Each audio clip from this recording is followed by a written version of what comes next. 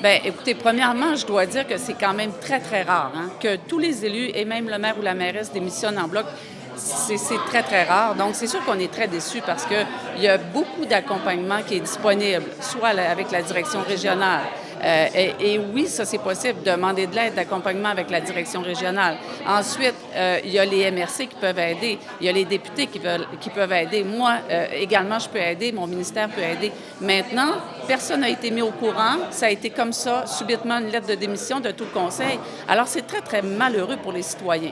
Moi, ce que je dis, c'est que tout de suite, quand moi j'ai appris ça, j'ai immédiatement communiqué avec mon ministère et la CMQ, tout de suite, a pris la relève pour avoir un contrôle quand même avec Saint-André-du-Lac. C'est important de le mentionner, c'est du jamais vu. On aurait pu travailler autrement, on aurait pu donner de l'accompagnement.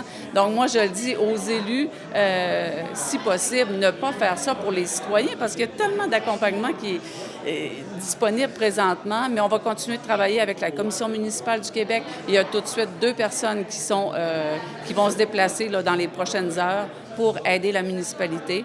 Puis on ne sait pas, est-ce qu'il va y avoir des élections partielles? Est-ce qu'on va attendre les élections du 2 novembre 2025? On va attendre de voir les recommandations de la Commission municipale du Québec. Bien, là, je ne peux pas dire que c'est la raison. Je ne peux pas parler de la charge de travail du tout, parce qu'on parle de mésentente avec la directrice générale. Donc, je n'ai pas de détails vraiment de la situation.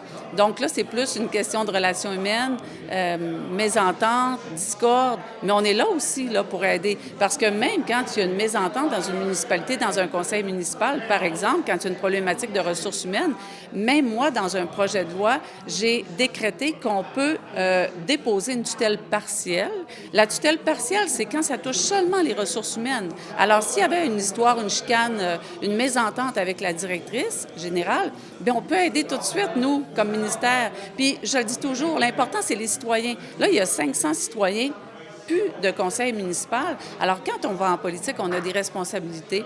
Puis, il faut s'informer. On est juste là pour aider, puis on veut aider.